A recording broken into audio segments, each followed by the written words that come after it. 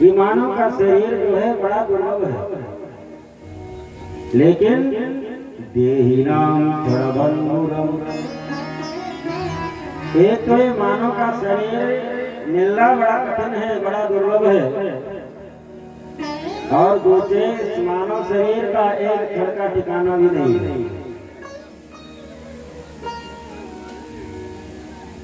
और ये शरीर आपका कितना कीमती है। लोग कहते हैं परमात्मा ने हमको क्या दिया, लेकिन अपने शरीर की कीमत का गुणा गणित करिए, ये आपको समझ में आएगा कि परमात्मा ने कितनी कृपा की और कितनी कीमती शरीर भगवान ने दिया। अगर एक आंख गड़बड़ हो जाए और डॉक्टर कहे कि 10 लाख रुपया लगेगा तब ये सही होगा, तो चाहे 10 लाख रुपया कहीं से भी व्यवस्था करके आप दुरुस्त कराएगा। एक आंख की कीमत। अगर कोई कहे आपसे भैया हम आपको 50 लाख रुपया दे रहे, दोनों आंख निकलवा करके हमको दे दीजिए, कितना भी गरीब होगा, भले ही रिक्शा चला करके पेट पालन करता होगा, लेकिन 50 लाख के बदले में आंख निकाल करके नहीं देगा। आपके एक एक अंग की कितनी कीमत है।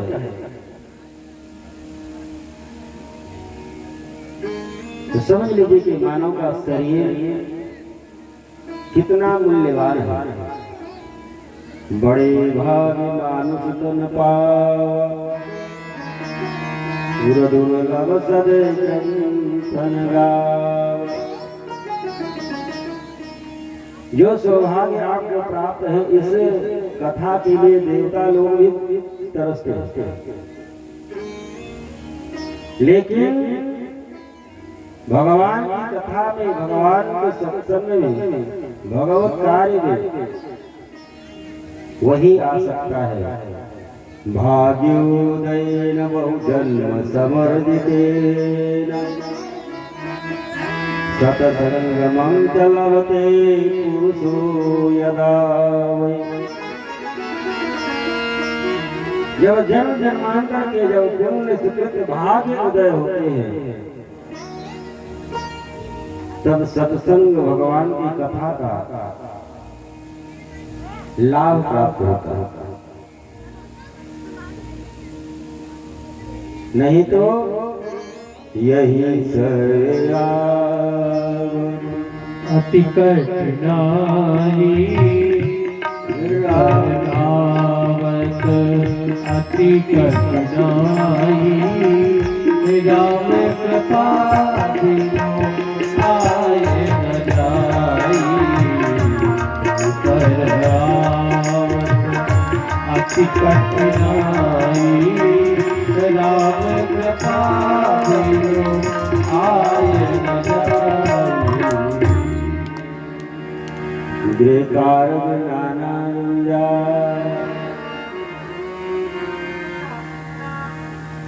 भगवान की शरण में आने में बड़ी कठिनाई है। भगवान की शरण में, भगवान के सत्संग में, भगवान की कथा में आने में बड़ी कठिनाई है। जिसके ऊपर भगवान की कृपा होती है वही यहाँ आ भी सकता है, नहीं तो गृहकार नाना जंजाला हे अति दुर्गम शैल विशाल। नहीं तो मानो पूरा जीवन घर परिवार मकान दुकान इसी में व्यतीत कर देता है। और भगवत कृपा कैसे जल्दी प्राप्त होती है। एक बार व्यास जी से किसी ने कई प्रश्न किए। मेरे व्यास जी महाराज ने प्रश्न किया कि भगवान किसको जल्दी प्राप्त होते हैं? क्या भगवान की कृपा और भगवत प्राप्ति जो बड़ी शुद्धता से रहता होगा, भगवान उसको जल्दी मिलते होंगे। कम से कम 24 घंटे में 3-4 बार 5 बार स्नान करता होगा, बड़ी शुद्धता से रहता होगा, भगवान उसी को मिलते होंगे। व्यास जी ने कहा ज्ञानस्य आचरणं और कौन भी जो जंगल में रहते थे, जंगली फल पक्षी मार करके जो जीवन यापन करते थे, भगवान सबसे पहले उन्हीं को मिले। जब पूर्ण पार्वत परमेश्वर परमात्मा भगवान राम अवध से 14 वर्ष के लिए वनवास के लिए जब निकले, तो हजारों वर्ष से कठिन तपस्या करने वाले संत महात्माओं को पहले नहीं मिले, जो लाखों वर्ष से गुफा में बैठ करके जो भगवान भगवत स्मरण कर रहे थे, तपस्या कर रहे थे, भगवत प्राप्ति के लिए अपना सब कुछ परित्याग करके जो जंगल में बैठे हुए थे, भगवान सबसे पहले उनको नहीं मिले, और मिले भी तो उनको गले से नहीं लगाया। लेकिन जो ये कोल भी रहे, भगवान उनको सबसे पहले मिले और इनको अपने गले से लगाया। और एक कोल भीलों को जब परमात्मा अपने गले से लगाता है तो अपने को धन्य मानते हैं। और ये कोल भील जो भी था उनके पास में, तो भगवान को ला करके समर्पित करते हैं।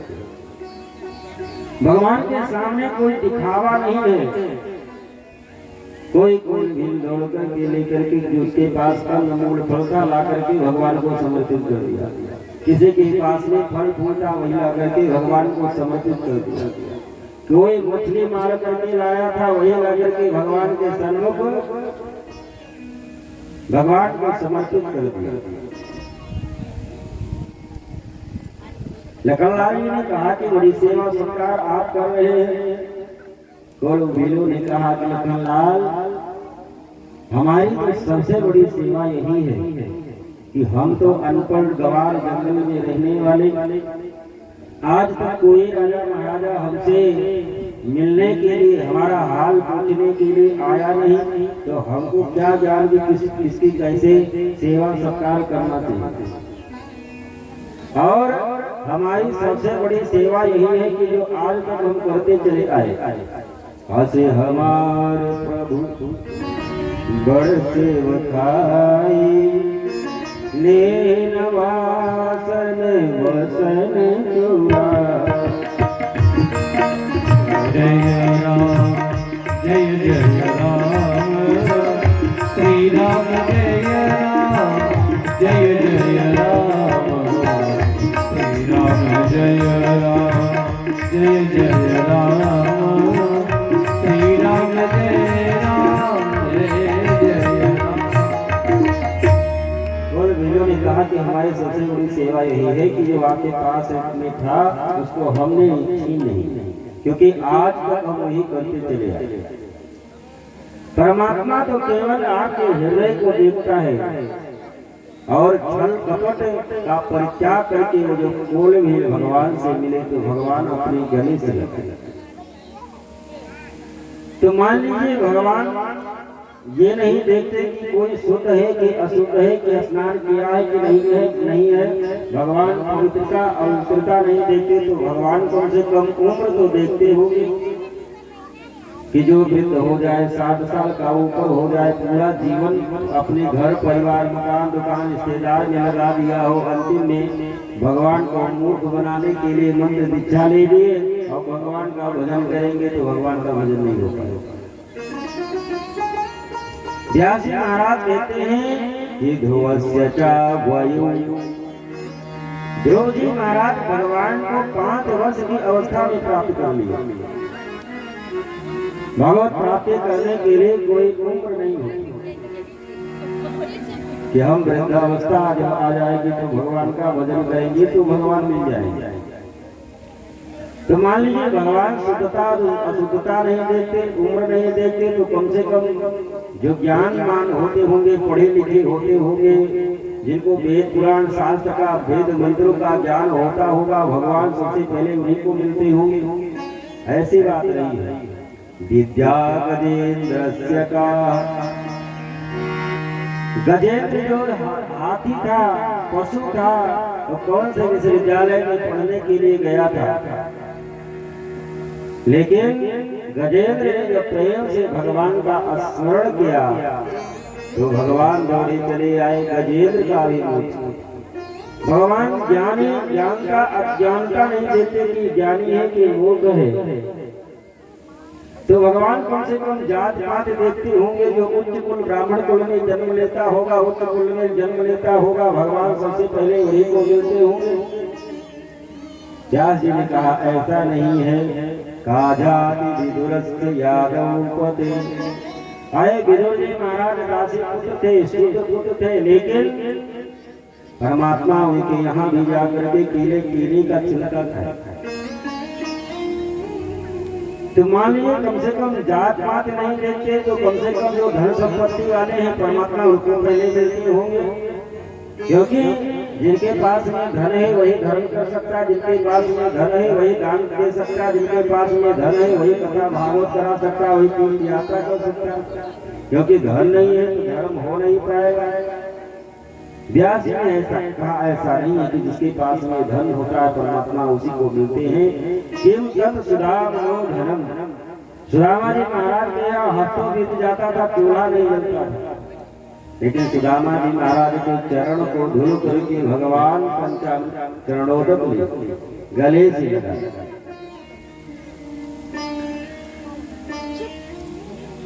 तो परमात्मा मिलते किसको हैं? व्यास महाराज कहते हैं भक्त्या दुष्यंत केवलम परमया भक्ति प्रियो माधव।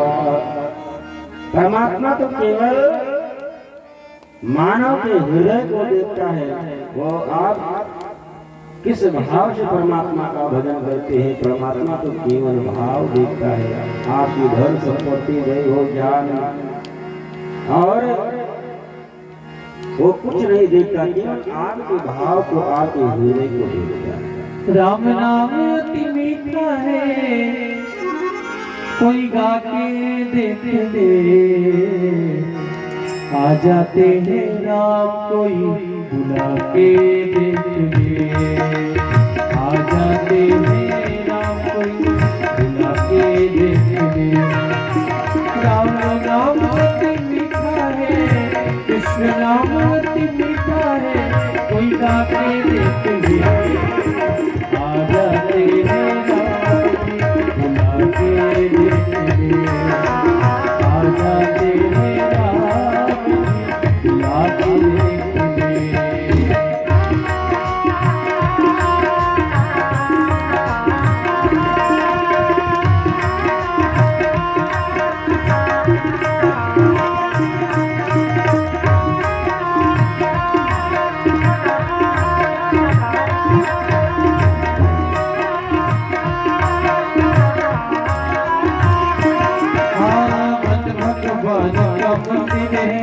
इससे मेरे रहोगे देना, मन भगवान का मंदिर है, इससे मेरे रहोगे देना। हीरा जल बोल मेरा, इसे जब गवाना देना, हीरा जल बोल मेरा, इसे व्यर्थ गवाना देना। इसे दिए हैं मिलते हैं, इसे दिए हैं मिलते हैं, कोई देखे लेके आ जाते हैं राम बुला के देखे, आ जाते हैं राम बुला के देखे। राम नाम अति मीठा है, कृष्ण नाम अति मीठा है, कोई गा के देखे, आ जाते हैं राम बुला के देखे, आ जाते हैं राम बुला के देखे, बुला के देखे, बुला के देखे। रामचंद्र भगवान कल के सत्र में आप लोग श्रवण कर रहे थे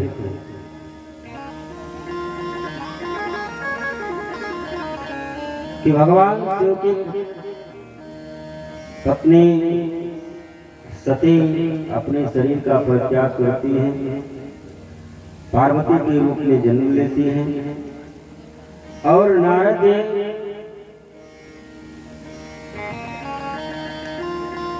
जब महाराज हिमांचल के यहाँ पहुंचते हैं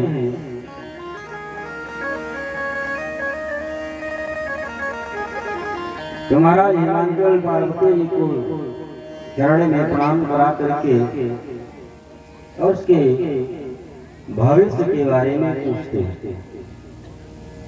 नारद जी जब सब बता दिए और ये बताया कि जो इसको पति मिलेगा उसमें 11 प्रकार के कौर होंगे और यदि ये भगवान शिव की आराधना करे, भगवान शिव प्रसन्न हो जाएं और आपकी बेटी के साथ में विवाह करें तो जो 11 प्रकार के अवगुण इसके पति ने बताए हैं सब सद्गुण में परिवर्तित होते हैं।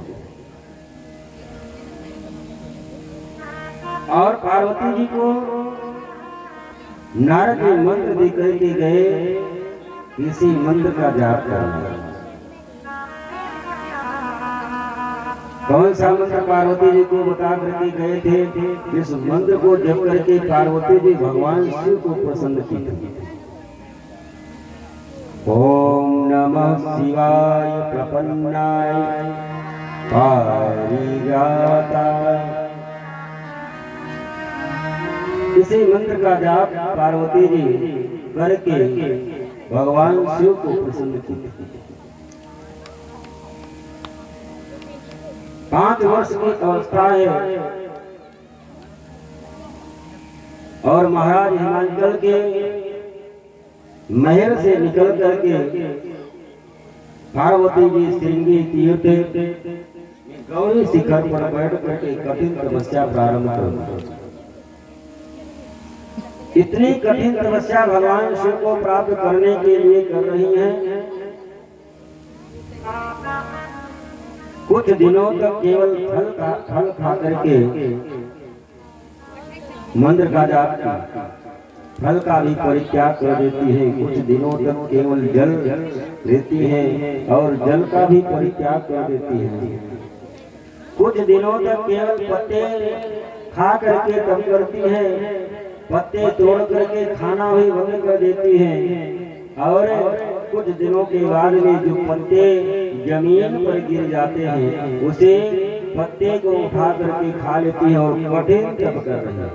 कछु दिन भोजन मारी बतावा, कछु दिन भोजन मारी बतावा, ये कथित कछु दिन उपवासा, ये कथित कछु दिन उपवासा, दिन पाती नहीं परियस खाई, दिन पाती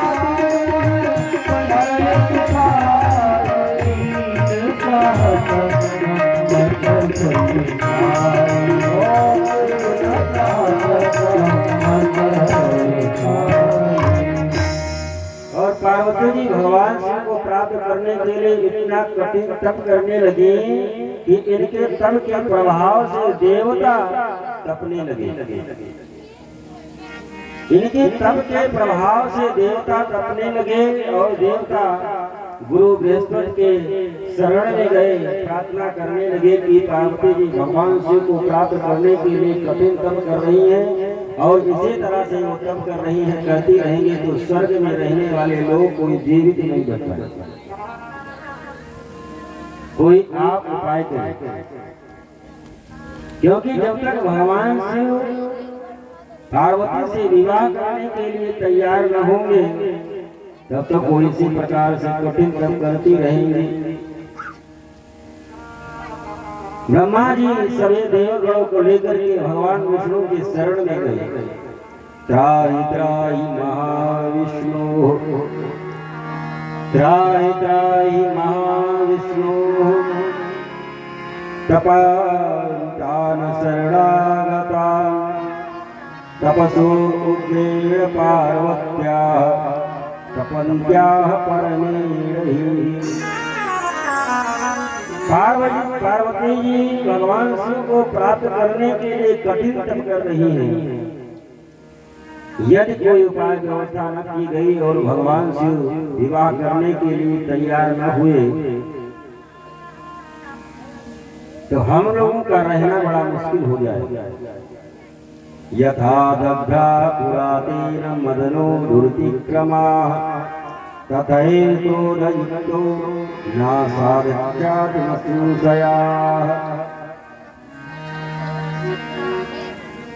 भगवान विष्णु के शरण में गए। भगवान विष्णु ने कहा कि वो तो उनके इष्ट देव भगवान राम हैं।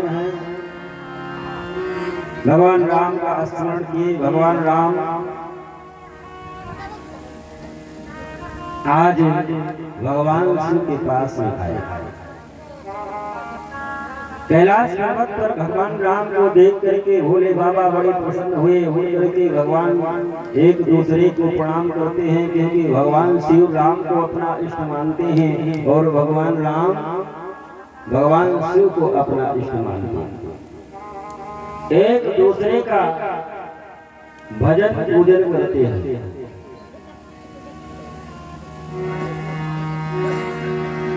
भगवान शिव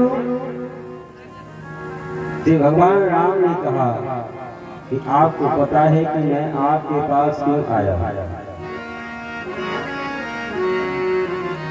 और आप से निवेदन करने के लिए आया हूं कि आपको प्राप्त करने के लिए पार्वती जी कठिन तप कर रही है।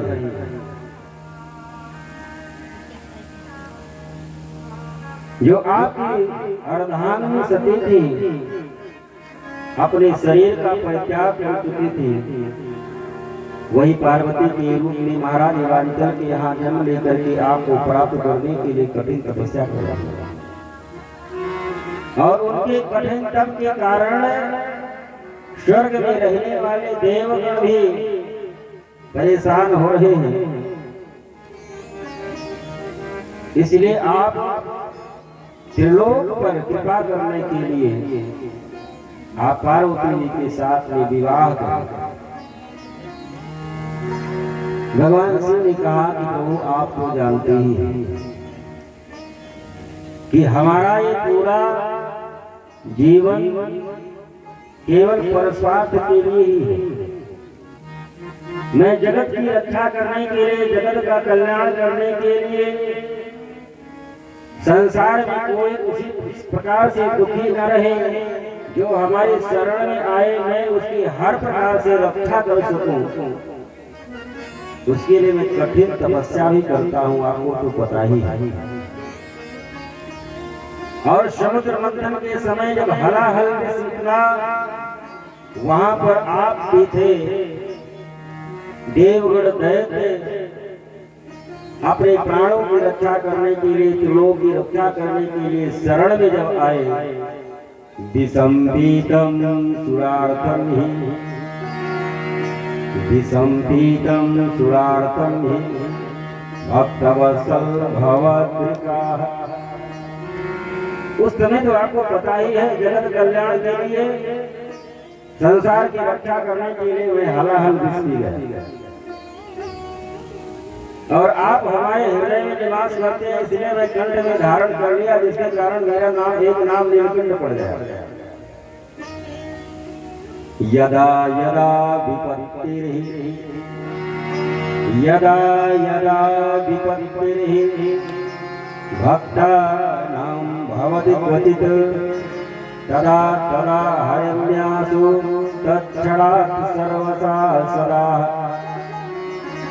आपको तो प्रभु पता ही है कि जब जब भक्तों के ऊपर कष्ट पड़ता है, मैं हर प्रकार से उनके कष्टों का निवारण करने के लिए तत्पर रहता है। लेकिन जो आप प्रस्ताव लेकर के आए हैं विवाह की, तो आप फिर क्यों इसी माया जंजाल में फंसाना चाहते हैं? अकेले ही रहता हूँ, भजन बढ़िया बनता है,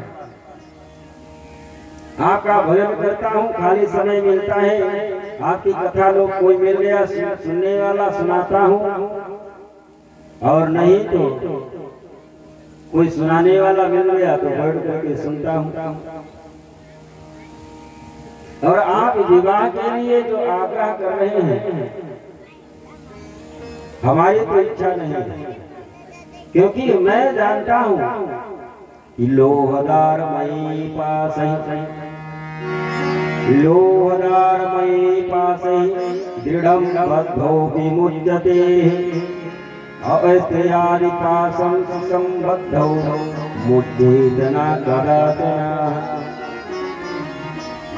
भगवान श्री ने कहा कि किसी को मोटी मोटी जंजीर में बांध दिया जाए, मोटी मोटी जंजीर में, लोहे की जंजीर में उसके हाथ पैर को बांध दिया जाए तो उस लोहे की जंजीर से वो मुक्त हो जाए। ये संभव है, ये तो संभव है कि लोहे की मोटे जंजीर से वो मुक्त हो सकता है, लेकिन अस्त्र्यादि पाश संबद्धौ मुच्येत न कदाचन। लेकिन जो विवाह के बंधन में एक बार बंध गया और जीवन भर के लिए बन जाता है, वो छूट नहीं पाता। नारी विवश सकल साई नाचे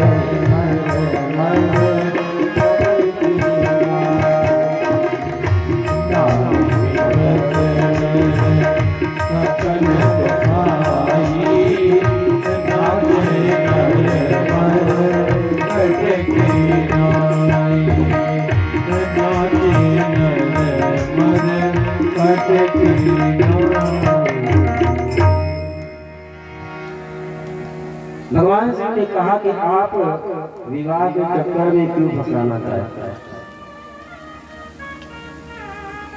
एक पुराने समय की घटना आप लोगों को बताएं। जिस समय सवारी साधन की विशेष व्यवस्था नहीं हुआ करती थी,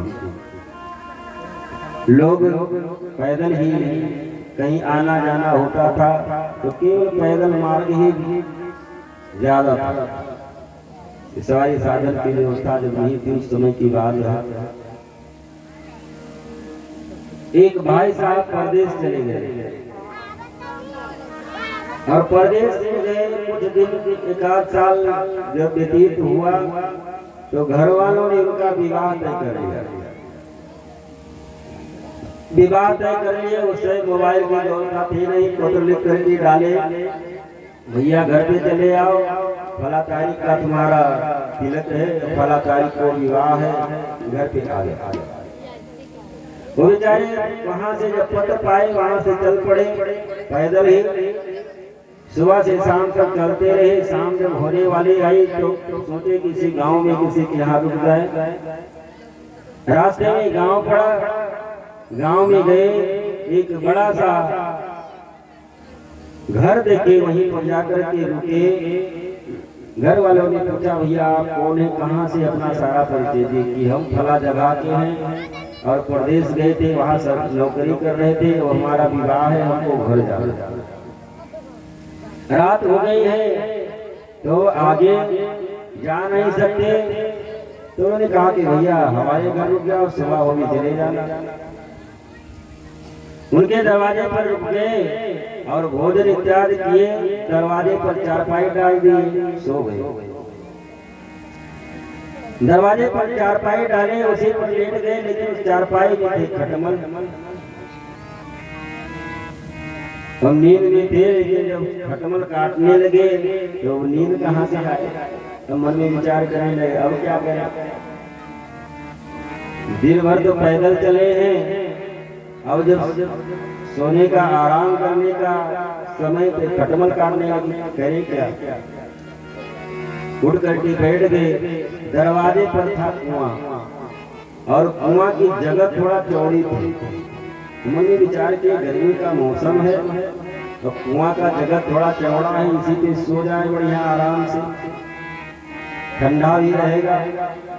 ऐसा सोच करके वो कुआं की जगह पर लेटे और आराम से थके हुए थे, दिन भर के सो गए। और जब सो गए तो स्वप्न देखने लगे। स्वप्न क्या देखते हैं कि हम घर पहुंच गए हम घर पहुंच गए हैं और विवाह भी हो गया है, पत्नी भी आ गई है, एक बच्चा भी हो गया है और बच्चा बगल में लेटा हुआ है, बच्चे का हाथ पीठ के नीचे दबा हुआ है और पत्नी आकर के डांट करके बोली, कितने मूर्ख हो कि बच्चे का हाथ पीठ के नीचे दबा हुआ है, तुम आराम से लेटे हुए हो और स्वप्न में ही करवट लिए 60 हाथ के नीचे चले गए। अब जब कुएं में गिरने की आवाज आई, घर वाले बाहर निकल करके आए, हल्ला मचाए, गांव वाले इकट्ठा हुए, इसी तरह से कुएं से बाहर निकाले। सुबह हुई, चलने के लिए तैयार हुआ तो जिनके घर पर रुका हुआ था, घर वालों ने कहा कि भैया आपका घर कहाँ है, हम ले चल करके छोड़ आए। तो उसने कहा अब घर नहीं जाएगा। तो उसने कहा अब घर नहीं जाएंगे, क्यों? आपका तो विवाह है, आपके पिताजी आपका विवाह तय कर लिए है, घर आप नहीं जाएंगे तो विवाह किसका करेंगे? उसने कहा कि जब स्वप्न के विवाह में 60 हाथ नीचे चले गए, स्वप्न के विवाह में 60 हाथ नीचे चले गए, हाथ पर सही सलामत नहीं बचा और जिसका वास्तव में विवाह होता होगा उसकी तो रक्षा भगवान करते होंगे।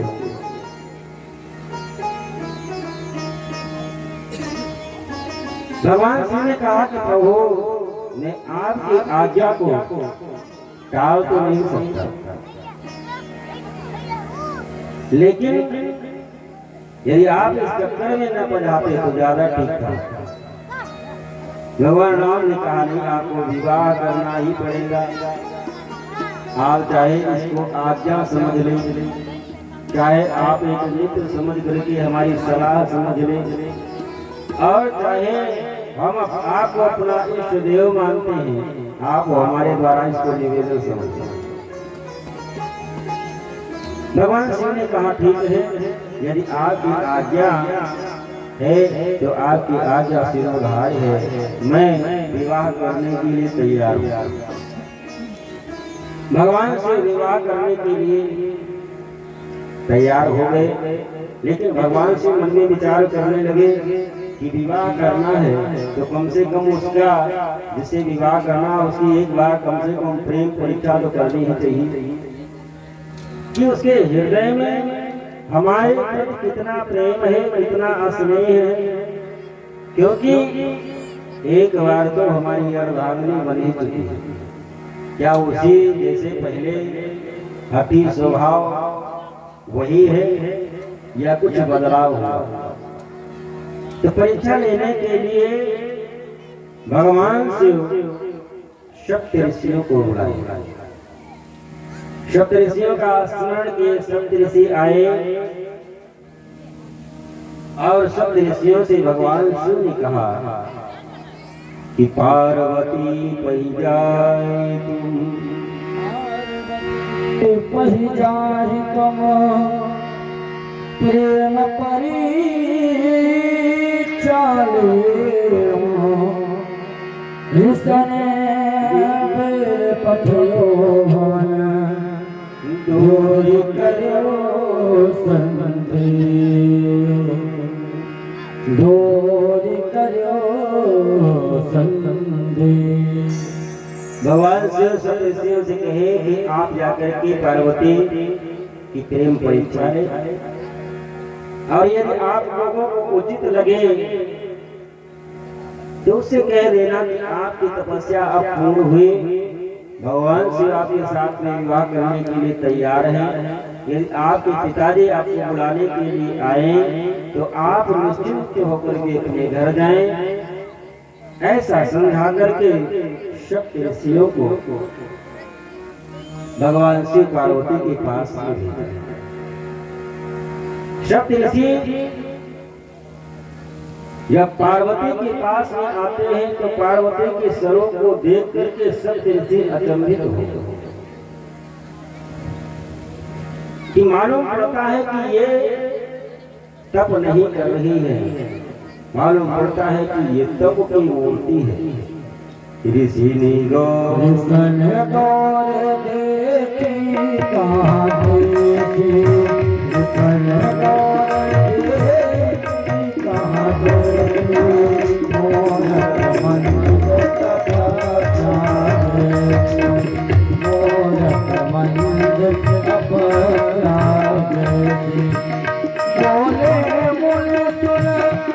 नल कुमारी कहूँ कवन काजल प्रभाए कहूँ कवन काजल प्रभाए ईसन गौर देवी कहाँ मोर मन तपस्या जी मोर मन तपस्या मालूम पड़ता है तपस्या ही मूर्ति के रूप में अवतरित होकर के रहते हैं।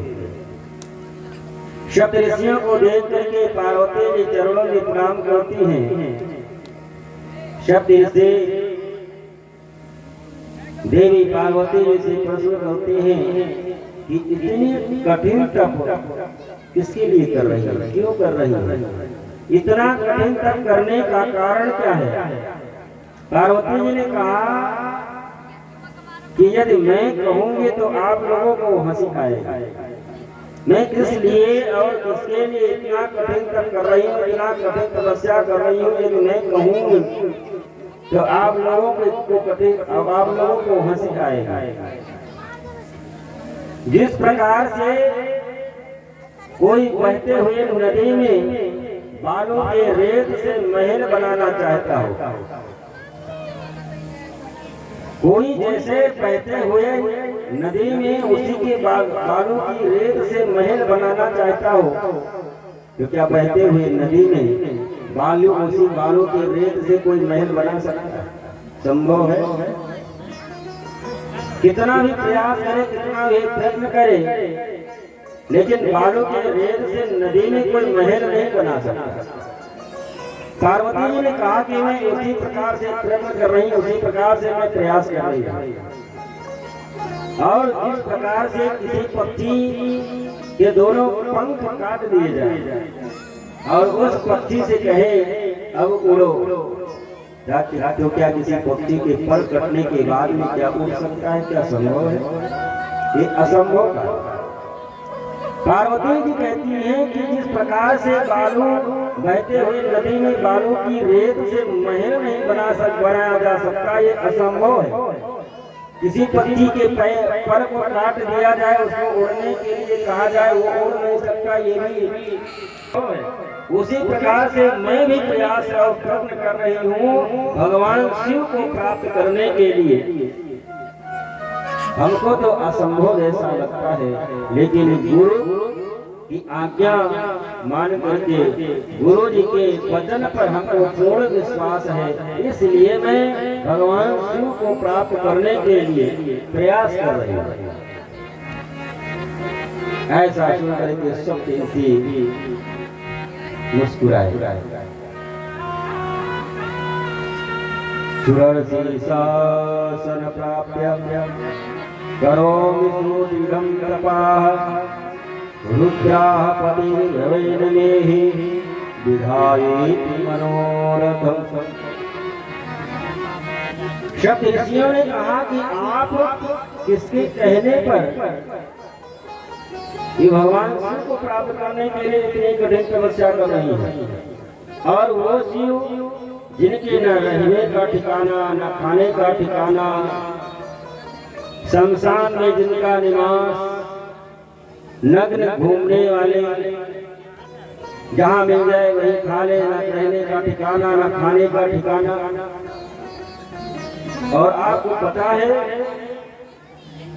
कि उनका पहले भी विवाह हो चुका है। सप्त ऋषियों ने कहा कि उनका विवाह पहले भी हो चुका है, और यदि स्वभाव से ठीक ठाक होते, यदि पत्नी से प्रेम और स्नेह करते, तो क्या उनकी पत्नी जाकर के अपने पिता के यहाँ जल जाती? क्या सती की तरह तुम भी जलना चाहती हो? इतना मरने का यदि शौक है तो इतना कठिन तब क्यों कर रही हो? और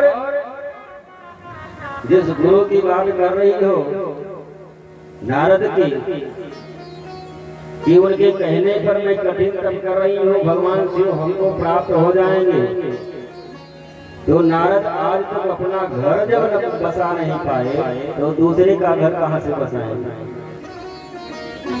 उनके बहकावे में आने वाले आज तक किसी का घर बसा हो तो बताओ, तो केवल घर उजाड़ने वाले की सलाह मान करके तो इतना कठिन तप कर रही हो। नारदा कूटवादी च नारदा कूटवादी च परिचित्ता प्रमंथकाः तस्य वार्ता शृणुतो हि हानिर्भवति सर्वदा। जिसको भी वो सलाह दिए उनकी आज तक केवल हानि ही हुई है, और आप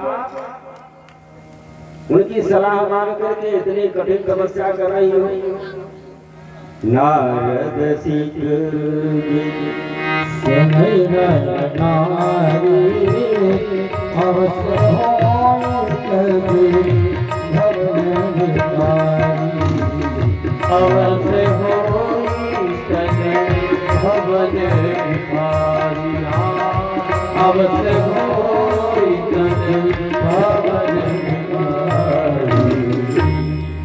उनकी सलाह मानने वाले का घर नहीं बसाओ, घर छोड़ करके भिखारी भरे हो रहे हो। तो किसी का घर बसाने की व्यवस्था नहीं बनाए आज तक। दक्ष के पुत्र दक्ष के 60,000 पुत्रों को बाबा जी बना दिए, और ऐसे बाबा बनाए कि वो आज तक लौट करके आए ही नहीं कि कहाँ चले गए, किस जंगल में भजन करने के लिए। जिसके कारण महाराज दक्ष को नारद को श्राप देना पड़ा कि गोदोहन में जितना समय लगता है उससे ज्यादा एक जगह तुम रुक नहीं सकते। महाराज चित्रकेतु ने उनकी सलाह मानी तो उनकी क्या दशा हुई वो जगत विख्यात है। छोटी सी उम्र, ध्रुव की 5 वर्ष की अवस्था, उसको ऐसा मंत्र दिए, ऐसा दीक्षा दिए कि छोटा सा बालक जो राजकुमार राजमहल में रहने वाला वो जंगल में चला गया। और प्रहलाद जी को अपना चेला बनाए तो अपने पिता से ही बैठ मान बैठे। शक्ति ऋषि पार्वती जी को समझाया कि जितने भी उनके चेला हुए तो घर द्वार छोड़ करके सब सन्यासी ही हुए।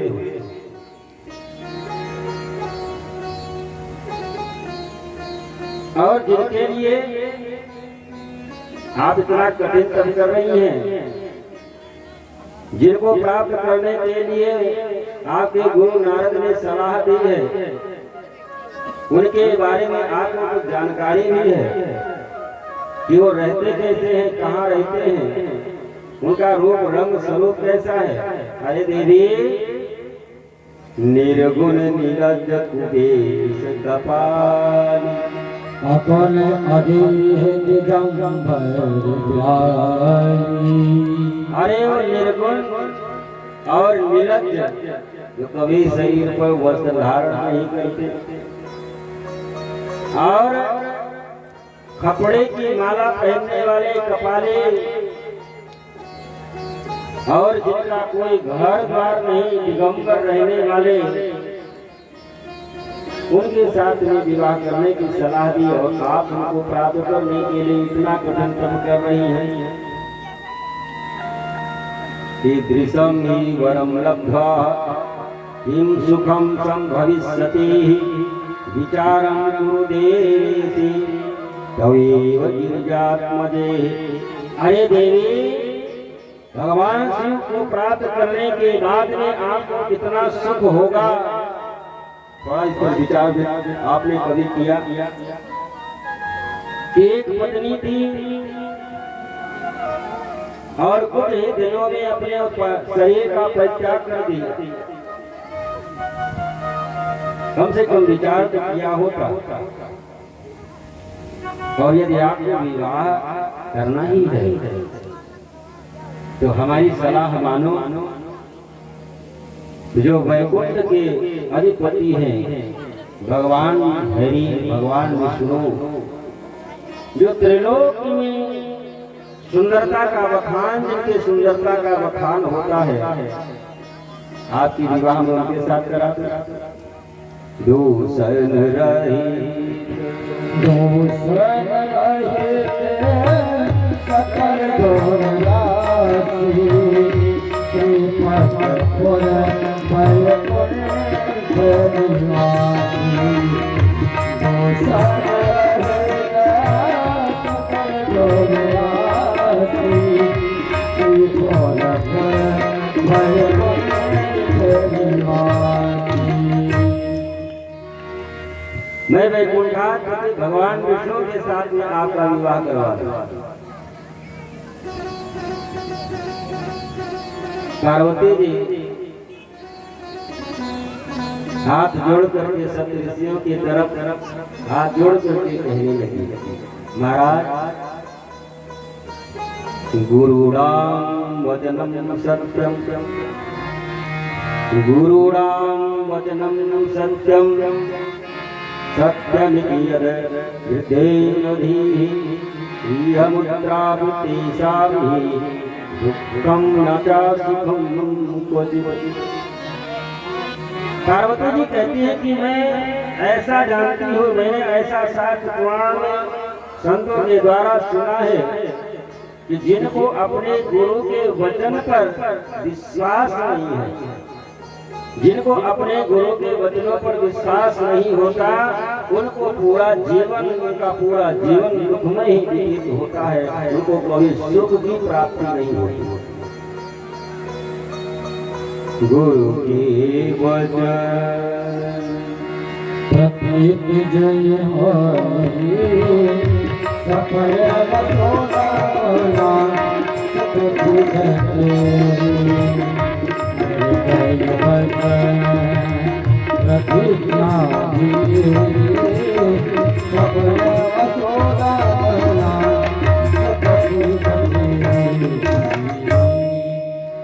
गुरु के वचन के ऊपर जिसको विश्वास नहीं है, गुरु ने जो आज्ञा दी, गुरु ने जो आदेश दिया, गुरु ने जो उपदेश दिया, उसके ऊपर जिसका विश्वास नहीं होता, उसको स्वप्न में भी सुख की प्राप्ति नहीं होती, उसको स्वप्न में भी सुख की प्राप्ति नहीं होती, उसका पूरा जीवन दुख में व्यतीत होता है। और जो गुरु के ऊपर श्रद्धा भाव से, श्रद्धा पूर्वक जो पूर्ण रूप से विश्वास कर लिया, तो गुरु की कृपा से इस संसार में कोई भी चीज दुर्लभ नहीं। पार्वती जी कहती हैं कि राजा बलि देवासुर संग्राम में पूरे अपने सेना के साथ में मार दिया गया था, लेकिन गुरु शुक्राचार्य की कृपा हुई, जिसके फल स्वरूप गुरु शुक्राचार्य जी महाराज राजा बलि को मृत संजीवनी विद्या के द्वारा जीवित किया, और गुरु की आज्ञा मानते हुए राजा बलि कार्य करता रहा, गुरु के आदेश का पालन करता रहा, जिसके फल स्वरूप स्वर्ग क्या वो त्रिलोक विजयी बना, तीनों लोकों पर अपना साम्राज्य स्थापित किया। और चक्रवर्ती सम्राट महाराज दशरथ जो एक पुत्र के लिए रो रहे थे, घर में कोई संतान न थी, लेकिन गुरु वशिष्ठ की कृपा हुई, जो एक के लिए रो रहे थे, चार पुत्र उनको प्राप्त हुए। कोई साधारण नहीं, स्वयं प्राप्त पावन परमेश्वर परमात्मा भगवान स्वयं उनके यहाँ अवतरित हुए। पार्वती कहती है, जो गुरु के वचन पर पूर्ण रूप से विश्वास करता, गुरु के आज्ञा का पालन करते हुए जो कार्य करता है, उसको संसार में कोई भी वस्तु दुर्लभ नहीं है, उसका पूरा जीवन सुखमय व्यतीत होता है, ऐसा मैं जानती हूँ। गुरु के चरण में जब तेरा मन होगा, तब ही सफल तेरा जीवन होगा। गुरु के चरण में जब तेरा मन होगा, तब ही सफल तेरा जीवन होगा।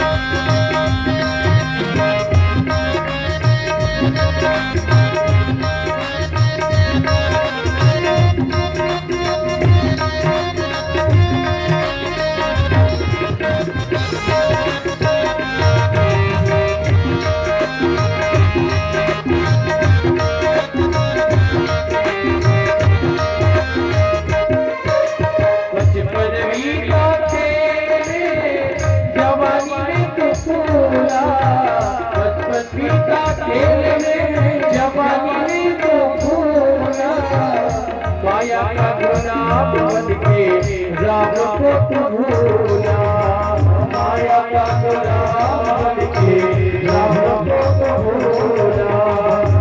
आएगा बुढ़ापा नहीं तो मीरत होगा, आएगा बुढ़ापा नहीं तो मीरत होगा।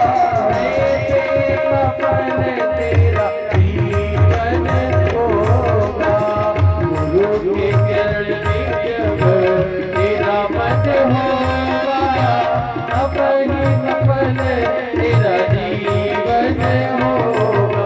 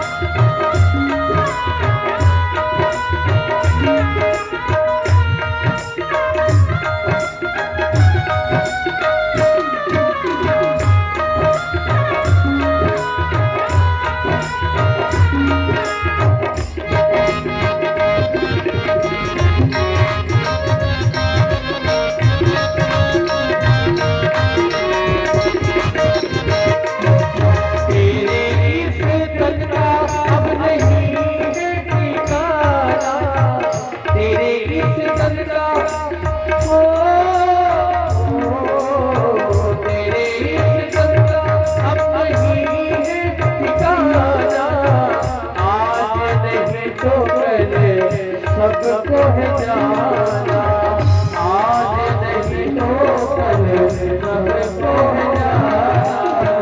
गुरु नित हरि का नाम दर्शन होगा, गुरु नित हरि का नाम दर्शन होगा। तेरा जीवन होगा, गुरु के चरण में तेरा मत होगा,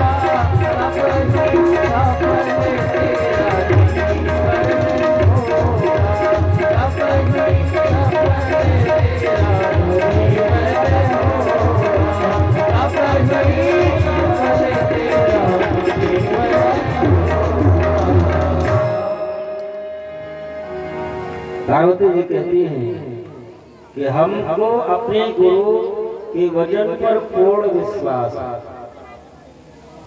उन्होंने जो कहा है कि भगवान शिव तप के द्वारा प्रसन्न होंगे, जरूर प्राप्त होंगे, तो हमको अपने गुरु के वचन पर पूर्ण विश्वास और पति के रूप में भगवान शिव को ही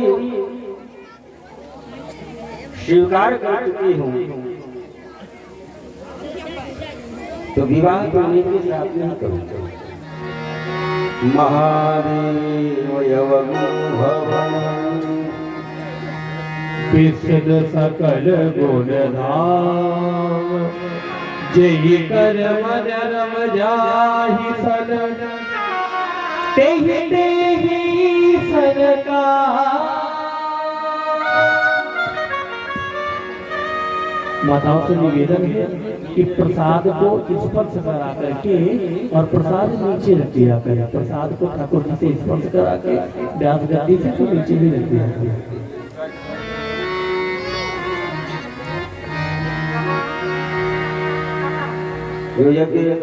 कार्यकर्ता है उसे निवेदन है कि कोई एक आध मैटी ला करके इधर बगल में एक और लगवा दो।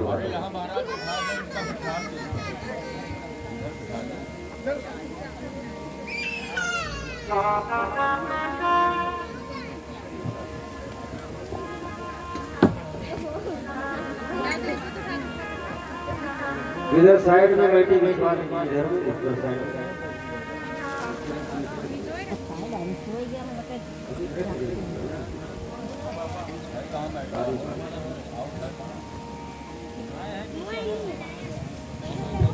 पार्वती जी कहती है कि हमको पूर्ण विश्वास है और महादेव अवगुण भवन विष्णु सकल गुण धाम, भगवान विष्णु भले ही गुणों के धाम है और महादेव अवगुण के भवन है। लेकिन जिसका मन जिस पर लग जाए वही उसके लिए सब कुछ है। और यदि भगवान से हमसे विवाह नहीं करते ते शिवा साहिनी का विवाह न करिष्यति। यदि भगवान से हमसे विवाह करने के लिए तैयार न हुए, विवाह न किए, तो अविवाह सदा हम श्याम सत्यम सत्यम वदाम्यहम्। मैं सत्य कह रही हूँ कि यदि भगवान से हमसे विवाह करने के लिए तैयार न हुए तो मैं जीवन भर अविवाहित रहूंगी। एक जन्म क्या, यदि 1000 जन्म लेना पड़े वो हमको स्वीकार है। जन्म कोटि लगी नजर हमारी, जन्म कोटि लगी नजर हमारी, परम संगो न करब कुमारी, परम संगो न करब कुमारी। जय सिया राम जय सिया राम जय सिया राम, जय सिया राम जय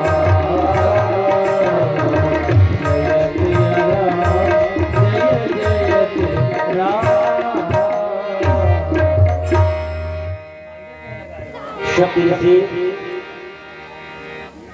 शब्द से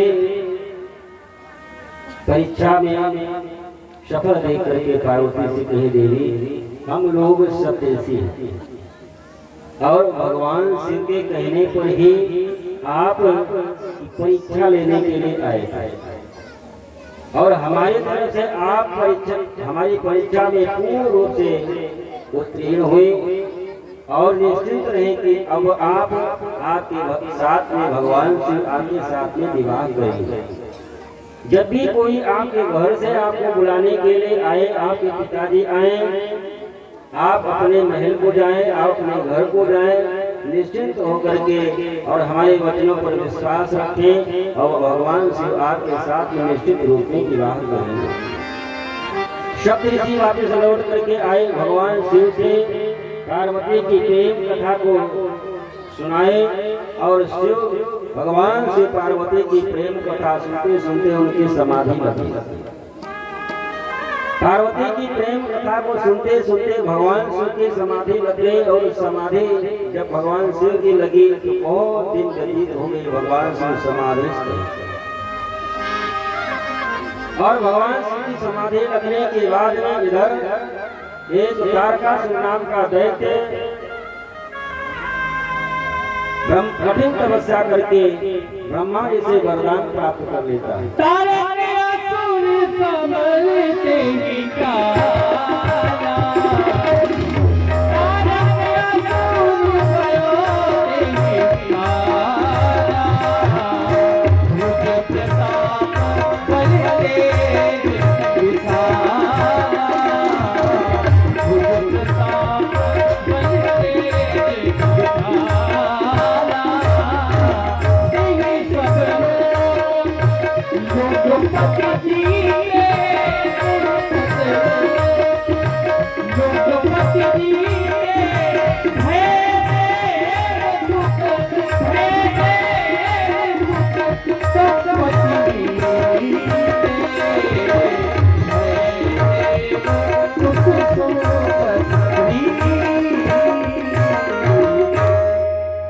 और ये तारकासुर कठिन तपस्या की जिसके फल स्वरूप ब्रह्मा जी उसको वरदान देने के लिए पहुंच गए। ब्रह्मा जी ने वरदान देने के लिए गए। ब्रह्मा जी ने कहा कि पुत्र आपके तब से मैं अत्यंत प्रसन्न हूँ, जो वरदान मांगना चाहते हो मांग लो।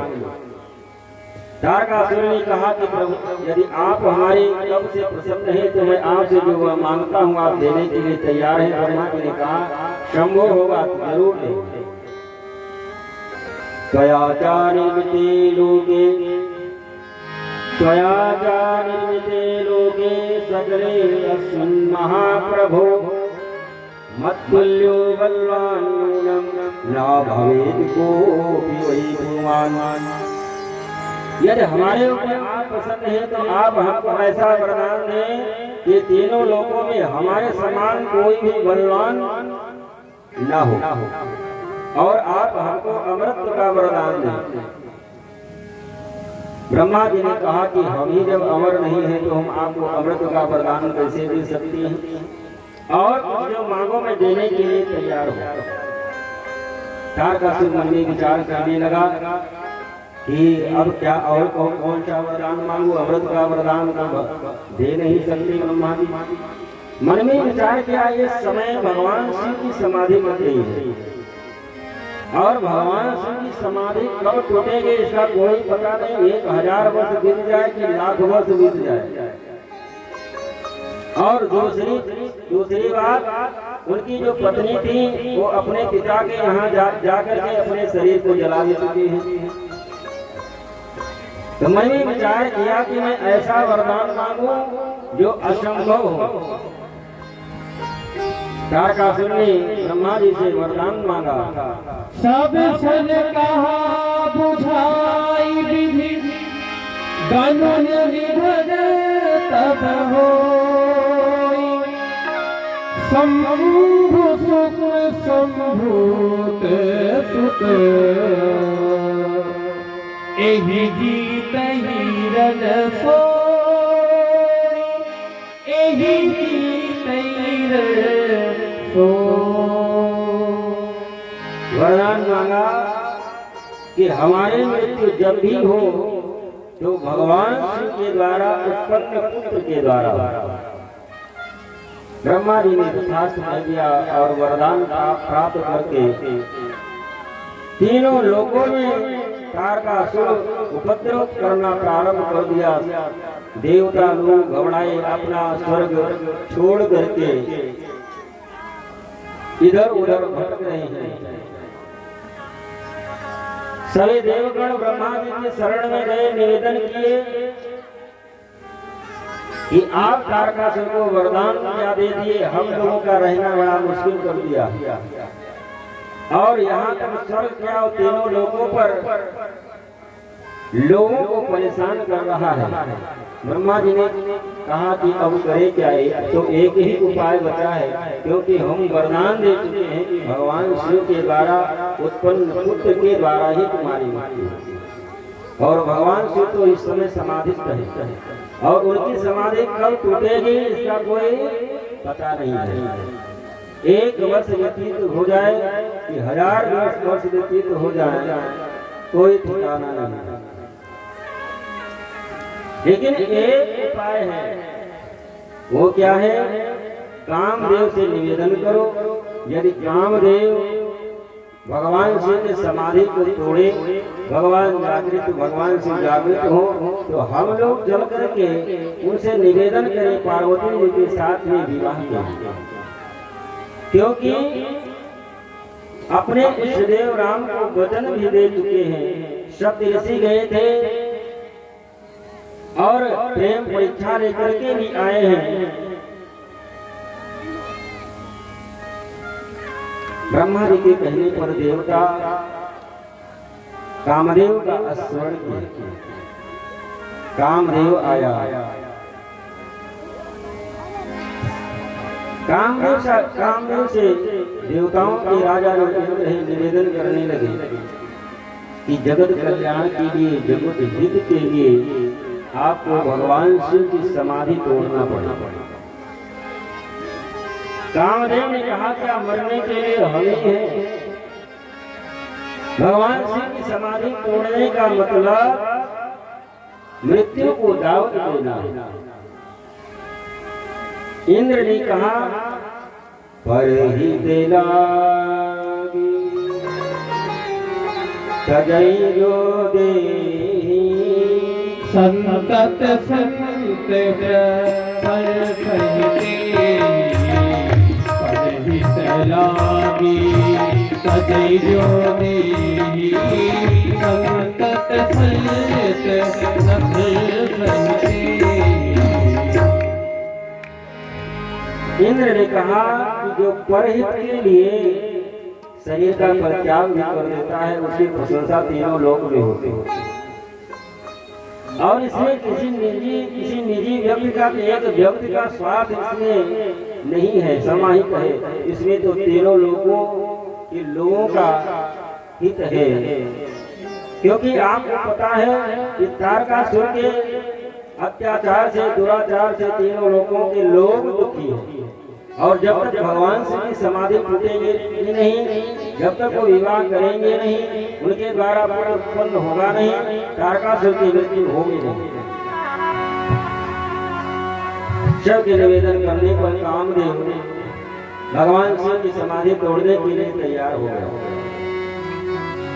अपने साथ में बसंत ऋतु स्वर्ग की अप्सराओं को लेकर के कैलाश पर्वत पर आया, जहाँ पर भगवान से बैठ करके कठिन तप कर रहे थे, समाधिस्थ में बैठे हुए थे।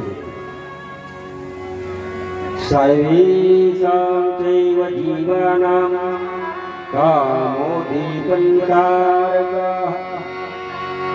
आया और कामदेव ने अपना इस प्रकार से आज प्रभाव दिखाया। शरद की अप्सराएं साथ में हैं, बसंत ऋतु को ही साथ में लेकर के आया है। चारों तरफ बढ़िया सुंदर मन सुगंध वायु प्रवाहित हो रही है। शरद की अप्सराएं सुंदर नृत्य कर रही हैं और कामदेव ने इस प्रकार से अपना प्रभाव आज दिखाया। इस प्रकार से तीनों लोगों पर अपना प्रभाव आज स्थापित किया कि मानो क्या जो पशु पक्षी है, जो वृक्ष है, नदियां हैं, तालाब हैं, वो सब काम के वशीभूत हो गए। भय काम बस जोगी सदा पस पावन की को कहे देखे ही चराचर नारी में देवरूप में देखत अबला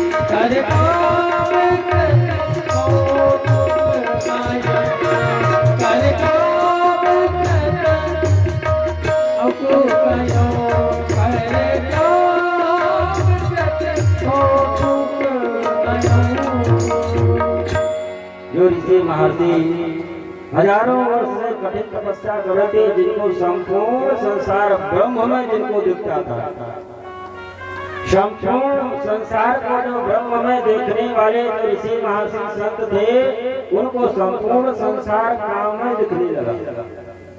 संसार में जितने भी पुरुष थे उनको पूरा संसार स्त्री में दिखने लगा, स्त्रियों को संपूर्ण संसार पुरुष में दिखने लगा। छोटी छोटी नदियां बड़े तालाबों की, बड़े बड़े नदियों की तरफ सब दौड़ पड़ी। ऐसा काम ने अपना प्रभाव जमाया कि तीनों लोगों के लोग काम के वशीभूत हो गए। तो क्या उस समय कोई बचा नहीं जो काम से बच पाया हो?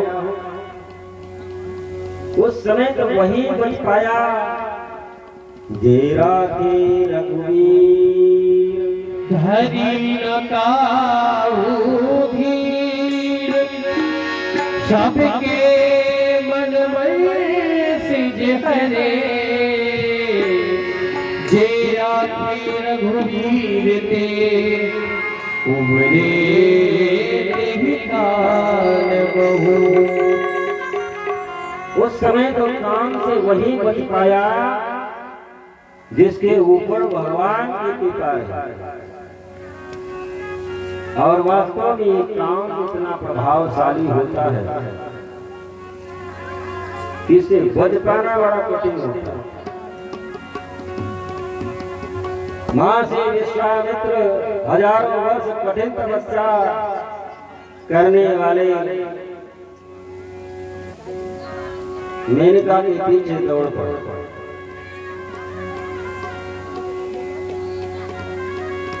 श्री वेद व्यास जी महाराज जब भागवत की रचना किए तो वृद्ध अवस्था थी, लेखन का कार्य स्वयं कर नहीं सकते। 18वां पुराण था, अंतिम पुराण था। व्यास जी महाराज भागवत के श्लोक एक एक बोलते जाते हैं और गणेश जी महाराज और जयमिनी महाराज लेखन का कार्य कर रहे हैं। भागवत की रचना तो व्यास जी ने किया, लेकिन लेखन का कार्य गणेश जी और जयमिनी ने किया। जयमिनी जी महाराज लिख रहे थे। भागवत में एक जगह श्लोक आया कि बलवान इंद्रियामो विद्वांसमपि करसति।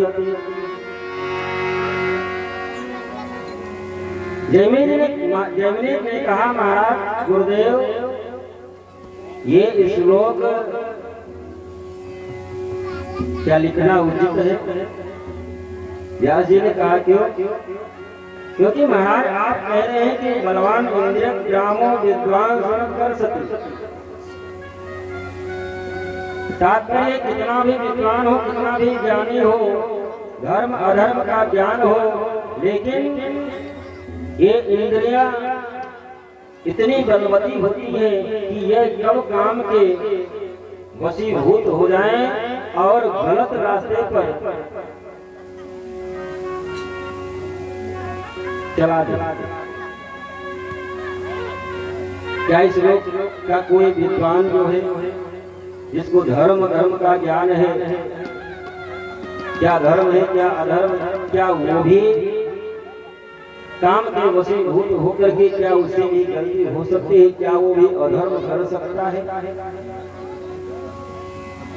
आप कह रहे हैं कि इंद्रियां इतनी बलवती हैं कि अपने बहन जैसा भी रिश्ता हो तब फिर भी किसी स्त्री के साथ में एकांत में 10 मिनट से अधिक नहीं बैठना चाहिए। व्यास जी से जयमिनी ने कहा कि महाराज इसका अर्थ ये है कि कितना भी बड़ा विद्वान, कितना भी बड़ा ज्ञानी हो, और यदि अपने माँ बहन जैसा भी रिश्ता हो, उसके साथ में भी एकांत में 10 मिनट के से ज्यादा अधिक नहीं बैठना चाहिए। कितना भी बड़ा विद्वान हो, काम का प्रभाव ऐसा होता है कि उससे भी अधर्म हो सकता है। जयमिनी ने कहा कि महाराज ये श्लोक को भागवत में नहीं है, इसके बदले कोई श्लोक और बोल दे। व्यास ने कहा ठीक है, आज यहीं पर ये लेखन का कार्य स्थगित किया जाए और आगे कल लेखन का कार्य होगा। व्यास जी अपने कुटिया में चले गए, जयमिनी जी अपने कुटिया में चले गए, गणेश जी भगवान भी चले गए। रात्रि में तूफान आया, बारिश हुई। जयमिनी जी महाराज अपने कुटिया में है। रात के 12 बजे एक नवयुवती 16 वर्ष की कुटिया के समीप भीगे वस्त्रों में आकर के खड़ी हुई, कुंडी खटखटाई। जयमिनी जी महाराज कुटिया के बाहर निकल करके आए। देवी आप कौन? महाराज मैं अपने घर जा रही थी, लेकिन मौसम खराब हुआ, रास्ता भूल गई, बरसात के कारण मैं भीगी हुई हूँ। महाराज हमको आप रुकने के लिए कहीं जगह दें। तो जयमिनी महाराज ने कहा कि यहाँ पर किसी युवती की रहने ठहरने की व्यवस्था नहीं है। यदि गुरुदेव को पता चल जाए तो अच्छा नहीं होगा, और वैसे भी किसी स्त्री को आश्रम में इस तरह इस अवस्था में रात्रि में ठिकाना देना ये भी उचित नहीं है। तो बोली कि महाराज कोई संत महात्मा ऋषि महर्षि यदि किसी को आश्रय नहीं देंगे, यदि हम आप जैसे ऋषि महर्षि पर विश्वास करके तो आए हैं, यदि आप सहारा नहीं देंगे तो कोई चोर डाकू डकैत हमको सहारा देगा। देवी ने कहा ठीक है देवी, तुम हमारी कुटिया में विश्राम करो और हम बाहर विश्राम कर लेंगे, लेकिन एक काम करना, अंदर से कुंडी लगा लेना। कोई भी दरवाजा खोलने के लिए कहे दरवाजा कदाप न खोलना। ठीक है महाराज। जयमिनी जी महाराज कुटिया के बाहर आ गए, वो नौ युवती कुटिया के अंदर चले गए, दरवाजा अंदर से बंद कर दिया। अब जयमिनी महाराज जो उसके रूप रंग, उसके भीगे हुए शरीर को जो देखा था, अब वही दिमाग में नाचने लगा। रात में 2 बजे आए, कुंडी खटखटाए, देवी दरवाजा खोलो।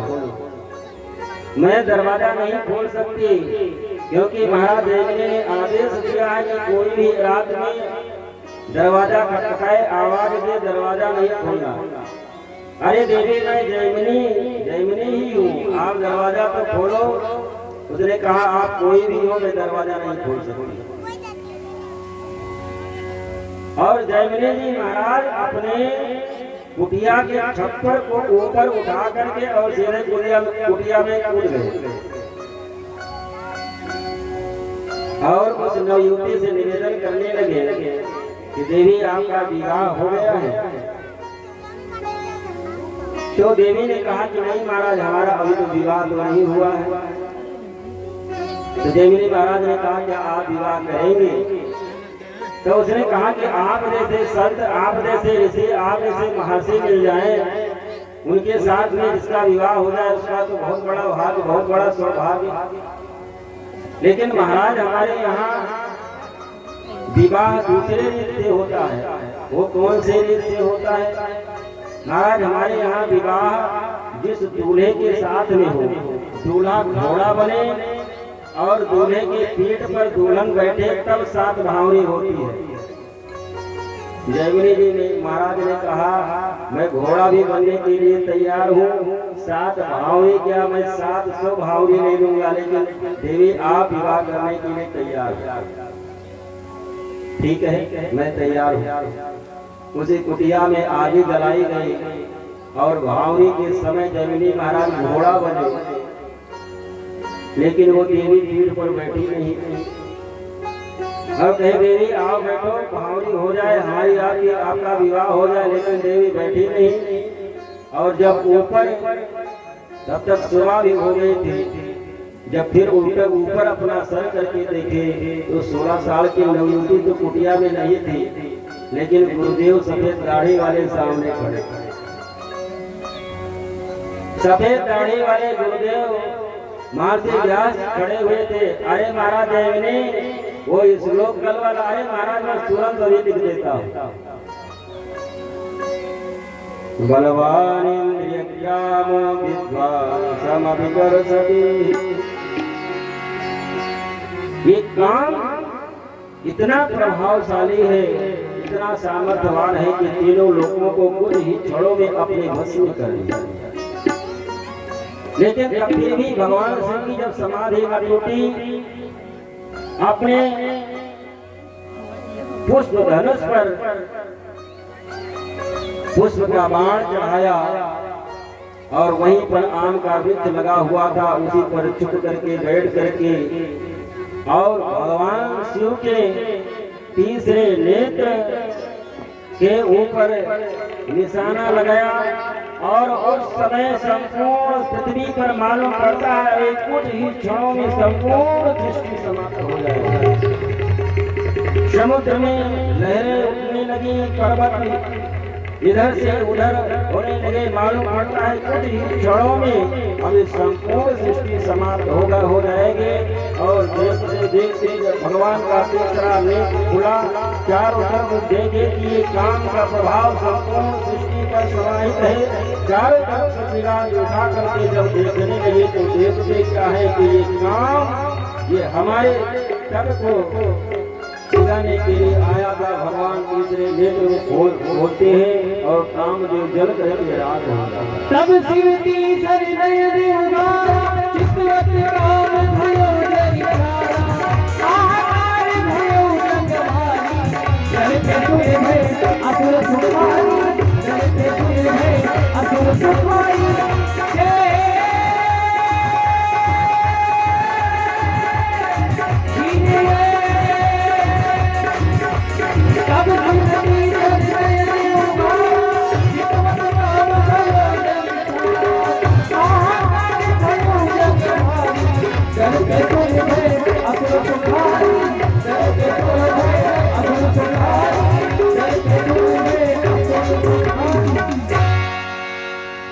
देखते देखते भगवान शिव के तीसरे नेत्र खोलते ही कामदेव जल करके रात हो गया। सभी ऋषि महर्षि जिनको संपूर्ण सृष्टि काम में दिखने लगे, सब ब्रह्म में देखने लगे, सब सुखी हो गए। काम का प्रभाव समाप्त हुआ, लेकिन भगवान शिव का क्रोध समाप्त न हुआ। सभी देवगणों ने कामदेव की पत्नी रति को भगवान शिव के सामने भेजा। रोती चिल्लाती बिलखती रति कामदेव की पत्नी भगवान शिव के शरण में आई, प्रार्थना करने लगी कि प्रभु किम करोमि क्व गच्छामि किम कृतं दैवतैर्याः मत्स्वामी समाहूय नाशयामः सुरोद्धतम्। कामदेव की पत्नी रति भगवान शिव के चरण में आकर के प्रणाम करके निवेदन करके हाथ जोड़ करके प्रार्थना करने लगे, रोती चिल्लाती हुई कि देवताओं के कहने पर जगत की रक्षा करने के लिए हमारे पति देव आपकी समाधि को तोड़ने के लिए आए थे, लेकिन आपके प्रकोप से जल करके रात हो गए। अब मैं अगला किसी शरण में जाऊं, किसकी संरक्षण में रहूं? भगवान शिव ने कहा कि देवी अब आपका पति शरीर के रूप में न रह करके और मन में समाहित होकर के सबके हृदय में वास करेगा। शरीर के रूप में अब द्वापर युग में जब भगवान कृष्ण के रूप में अवतरित होंगे तो भगवान कृष्ण के पुत्र बन करके तुम्हारा पति आएगा, तब तुमको पति के रूप में प्राप्त होगा। कृष्ण का अवतारा, कृष्ण का अवतारा, कोई है हरण जहाँ पर धारा, ओ है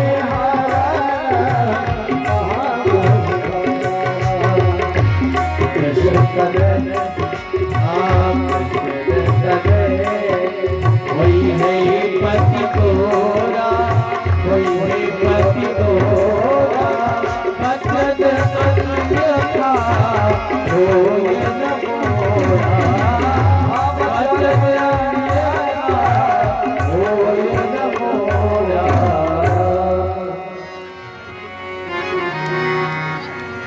भगवान शिव रति देवी को वरदान दिए और जब ब्रह्मा जी सभी देवताओं से की तरफ इशारा किए कि तुरंत चलो भगवान शिव के शरण में, नहीं फिर समाधि लग गए तो कामदेव भी नहीं बचा कि जो भगवान शिव की समाधि को तोड़ सके। ब्रह्मा जी देवगणों को लेकर के आए, भगवान शिव के चरणों में प्रणाम किए। ब्रह्मा जी से भगवान शिव ने कहा, ब्रह्मा जी आज देवताओं के साथ में आगमन का कारण क्या है? ब्रह्मा जी ने कहा, इन देवताओं की इच्छा है कि देवलोक में बहुत दिन हो गए किसी का शादी विवाह नहीं हुआ, अब ये चाहते हैं कि कोई उत्सव महोत्सव शादी विवाह का आयोजन देवलोक में किया जाए। तो भगवान शिव ने कहा, इसमें कौन आप लोगों को रोकता है? ब्रह्मा जी ने कहा, नहीं, वो देवताओं की इच्छा है कि आप विवाह करें। सकल सूरज के हृदय शंकर परम उछा, निज नयन देखा चाहिए, नाथ तुम्हारे विवाह, नाथ तुम्हारे विवाह। भगवान शिव ने कहा ये तो वचन हम अपने इष्टदेव भगवान राम को पहले ही दे चुके हैं। अब आप लोग विवाह की तैयारी करें और मैं अपने इष्टदेव भगवान राम को ही वचन दे चुका हूँ, पार्वती देवी को ही वचन दे चुका हूँ और अब आप लोग विवाह की तैयारी करें। भगवान शिव नारद जी को भेज करके महाराज हिमांचल के यहाँ विवाह की तैयारी की सूचना देते हैं।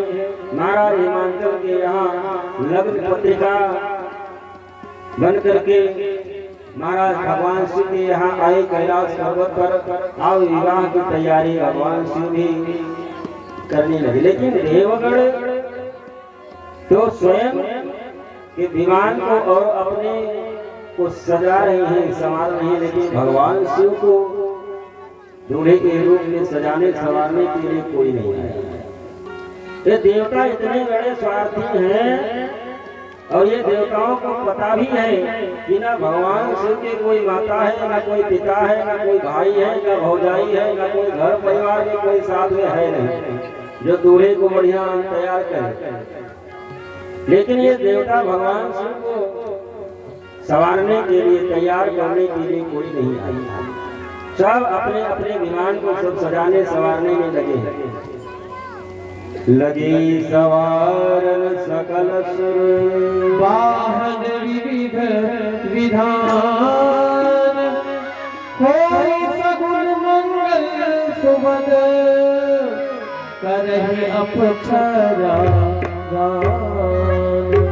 लेकिन भगवान शिव को संवारने के लिए कोई ना आया। तो भगवान शिव के गणों ने कहा कि भगवान शिव को जो संवारने के लिए कोई नहीं आ रहा है और इनके तो कोई और माता पिता भाई भौजाई कोई तो है नहीं, जब है हम ही लोग तो श्रृंगार तो हम ही लोग करेंगे। अब भगवान शिव के जो गण है अपने अनुसार भगवान शिव का श्रृंगार सब कर रहे हैं। शिव ही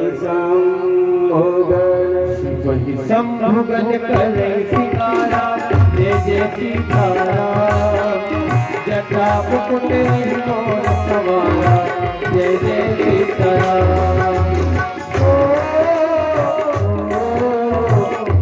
शंभुगन करे सिंगारा, जय जय सीताराम, जटा मुकुट मोर सवारा, जय जय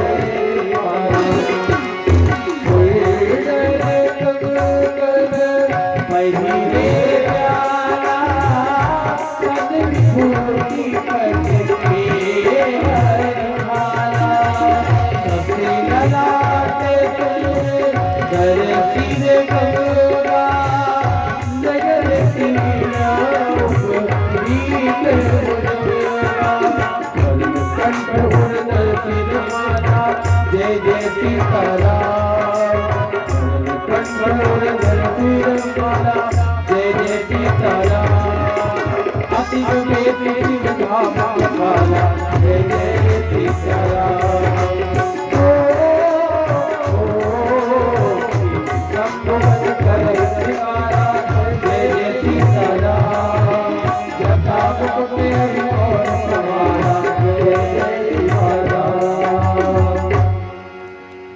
भगवान शिव के जो गढ़ है अपने अनुसार भगवान शिव का सब श्रृंगार कर रहे हैं।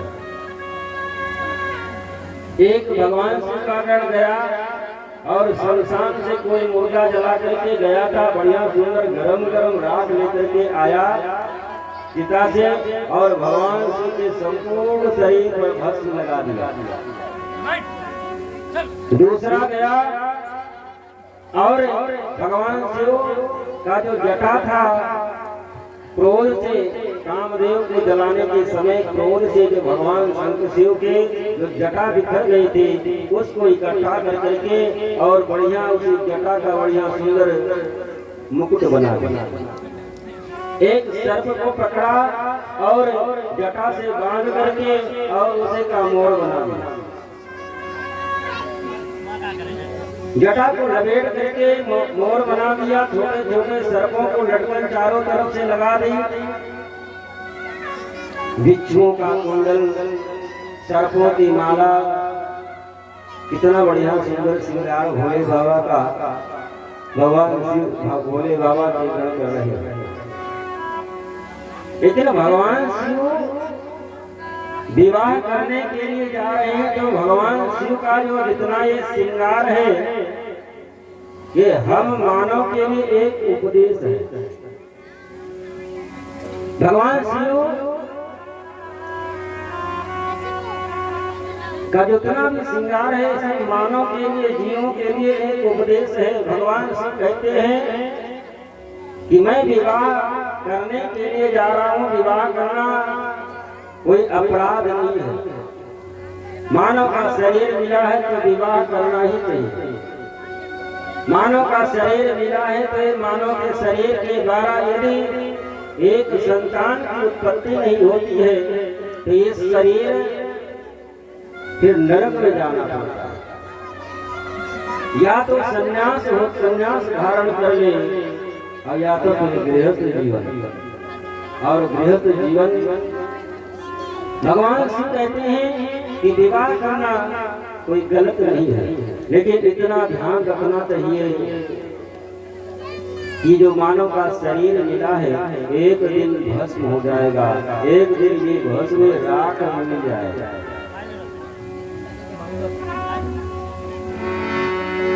जिंदगी एक किराए का घर है, एक न एक दिन बदलना पड़ेगा। जिंदगी एक किराए का घर है, एक न एक दिन बदलना पड़ेगा। मौत जब तुमको आवाज देगी, मौत जब तुमको आवाज देगी, घर से बाहर निकलना पड़ेगा, पड़ेगा, घर से बाहर निकलना पड़ेगा।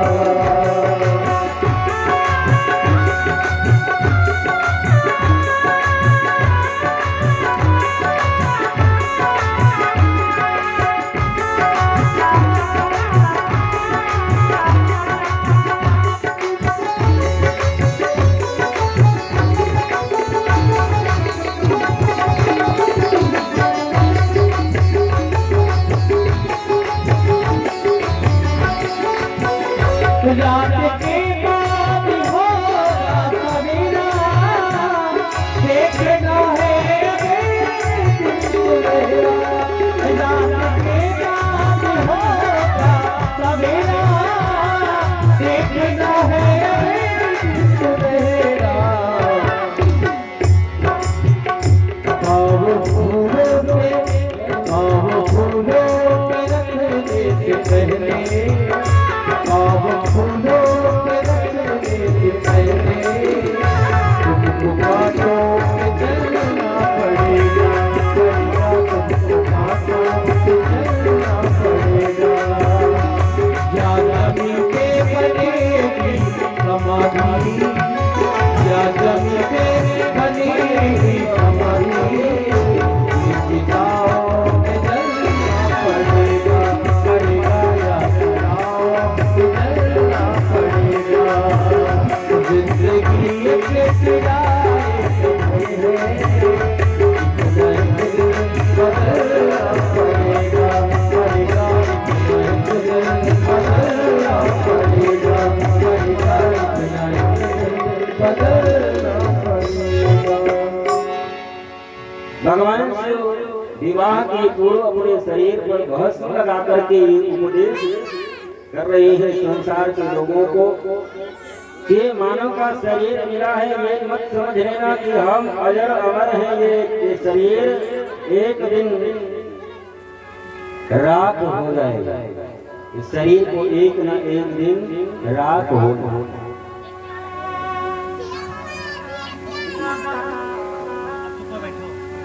एक बात बताएं, बड़े ध्यान से सुनना।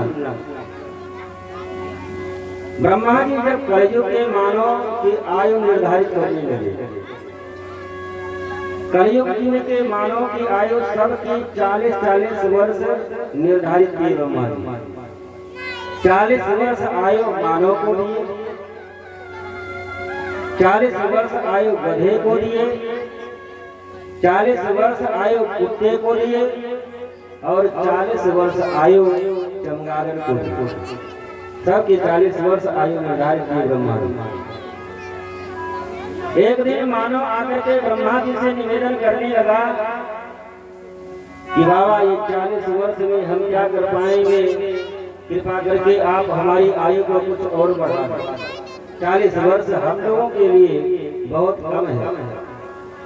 मानव के निवेदन पर ब्रह्मा जी ने कहा ठीक है, कोई कम कराने के लिए आएगा तो हम आपकी आयु को बढ़ा देंगे।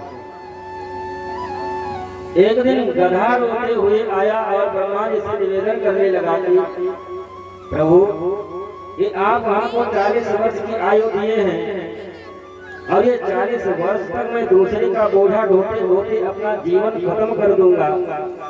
और आपको पता है कि गधा भले ही जीवन भर का बोझा ढोते ढोते अपने जीवन को समाप्त कर देता है, लेकिन गधे का मालिक कभी गधे को शाबाशी नहीं देता कि बेटा गधा आज तुमने बहुत बोझा ढो लिया है, कल तुम विश्राम करना, कल तुम्हारी छुट्टी रहेगी। गधे को जब तक जीवन है तब तक बोझा ढोना ही है। कृपा करके आप हमारी आयु को कुछ कम कर देते। ब्रह्मा जी ने कहा ठीक है। ब्रह्मा जी गधे की 20 वर्ष आयु मानव को दे दी। अब मानव की आयु कितनी हुई? पहले 40 थे और गधे वाले 20 मिल गए तब कितनी हो गई? अरे भैया बोलो तो, मैं तो हमारा बहुत कमजोर, हम पढ़े नहीं है। मैं 40 और 20 कितना? 40 20 60। लेकिन मानव अपना निवेदन करता है ब्रह्मा जी से जाकर के कि कृपा करके थोड़ी सी आयु और बढ़ा देते, ये मानव जीवन का जो सुख था उसकी अनुभूति और बढ़िया से हो जाती। ब्रह्मा जी ने कहा ठीक है, कोई आएगा तो बढ़ा देंगे।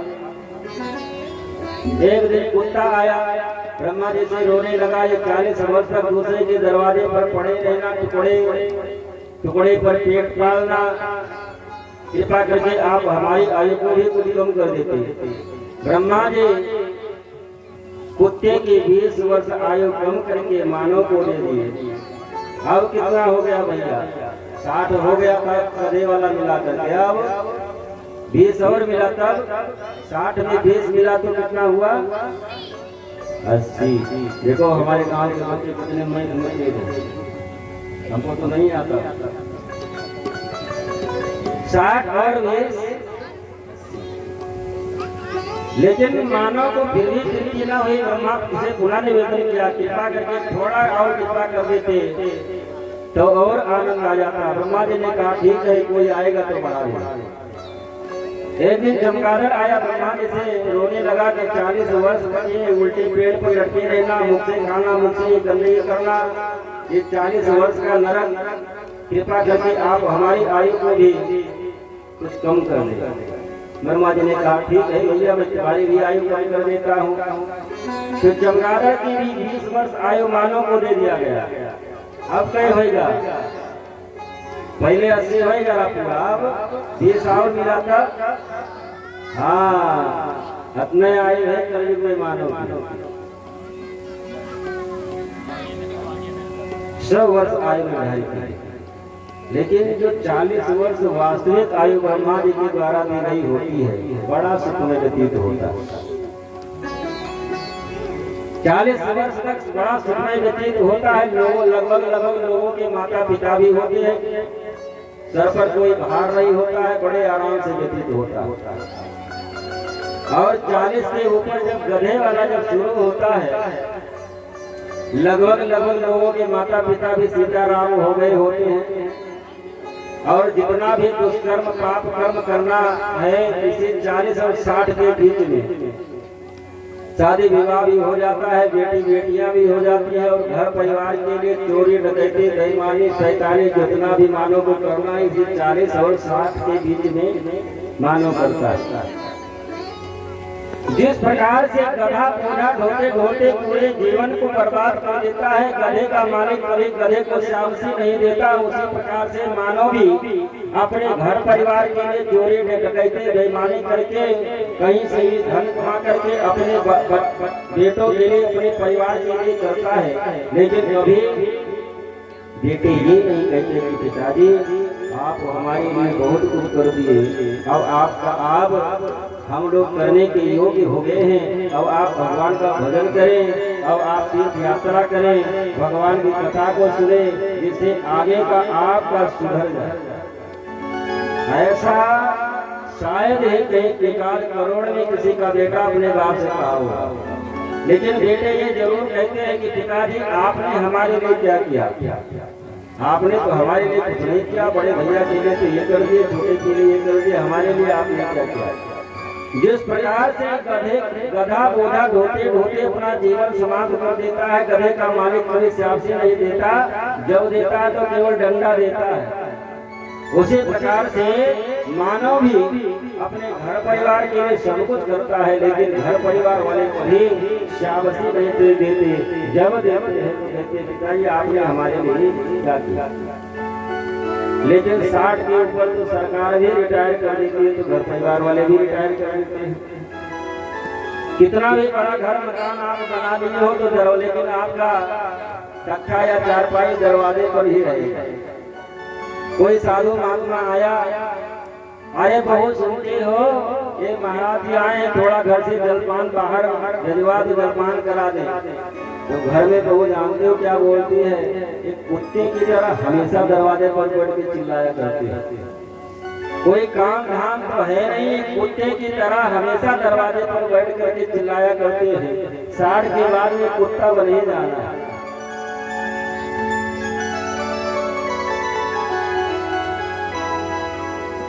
और जब हाथ पांव काम करना बंद कर देता है, 80 का जब पहुंचता है मानो, तो कितना भी बड़ा घर मकान बनाया हो संगमरमर का, बैंक बैलेंस अरबों खरबों का कर दिया हो बेटों के लिए,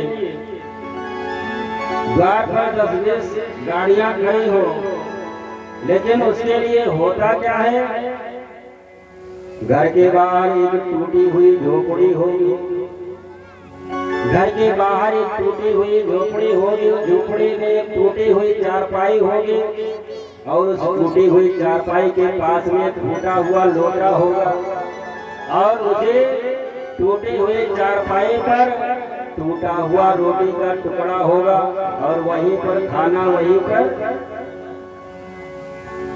जिस प्रकार से चमगादड़ मुख से खाता है, मुख से ही गंदगी करता है, उसी प्रकार से मानव भी जीवन भर जितना भी अपने घर परिवार के लिए चोरी बेईमानी करके इकट्ठा किया हो, घर बना दिया हो, बैंक बैलेंस कर दिया हो, लेकिन अंतिम समय में जब वृद्धा अवस्था आती है तो बहुत बड़ा जिसका सुकृत हो, उसके घर परिवार वाले बच्चे भले ही सेवा करें, नहीं तो अंतिम में तो जैसे सीता राम होता। आप लोग तो बड़ा अनुभवी है, आप लोग तो बहुत कुछ देखे होंगे। इसीलिए जब तक अपने शरीर में ताकत है, जब तक सामर्थ्य है, आप स्वयं से जब तक सामर्थ्य है, धर्म कर्म पूजा पाठ तीर्थ यात्रा जब तक आप स्वयं से नहीं कर लेंगे, अब आप ऐसा सोचे कि जिंदगी भर घर परिवार बेटों के लिए करेंगे, और अंतिम समय में हम मर जाएंगे तो बेटे ले जाकर के गंगा में हमारी अस्थि को डाल देंगे, स्वर्ग हो जाएगा, कभी नहीं होगा। बेटे के श्राद्ध कर गया श्राद्ध कर देने से, आपकी अस्थि गंगा में डाल देने से आपको स्वर्ग नहीं हो जाएगा, क्योंकि आपने वो जीवन भर कर्म किया, उसका फल तो आप ही को भोगना, बेटे आपके नहीं भोगेंगे। इसलिए जब तक जीवन है आपको जो श्याम का दर्शन किया करे, है तीस वो जो प्रभु चरण में वंदन किया करे, बेकार जो रहे व्यर्थ बातों में बेकार वो मुख है, जो रहे व्यर्थ बातों में मुख वो है जो हरि नाम का सुमिरन किया करे। हीरे मोती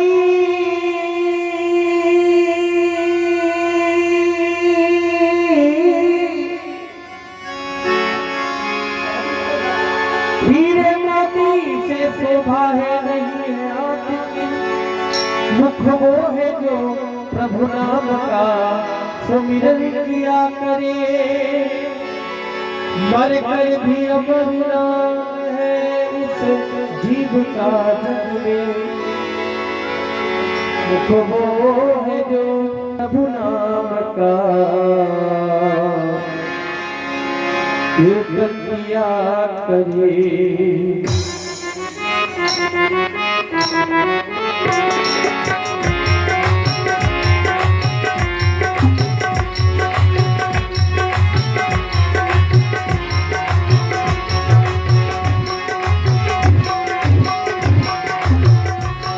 ऐसी लागी लगे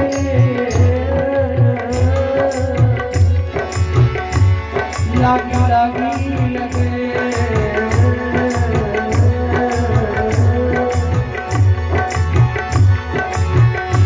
ऐसी लागी लगे मीरा हो गई मगर, ऐसी लागी लगे मीरा हो गई मगर, वो तो गली गली गली हरी धुन गाने लगी। ऐसी लागी लगे ऐसी लागी लगे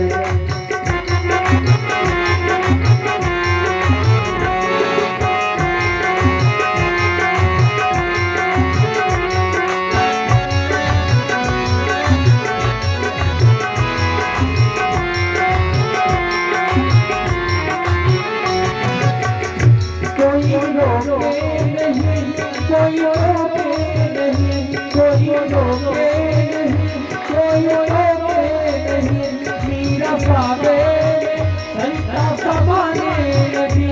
दुख लाखों सहे दुख गोविंद कहे, वो तो प्रेमी की सबको मनाने लगी। ऐसी लागी लगन मीरा हो गई लगन, ऐसी लागी मीरा हो गई वो तो गली गली गली हरी धुन गाने लगी। लागी लगन लागी लागी लगन लागी लागी लगन। भगवान श्री कहते हैं कि विवाह करना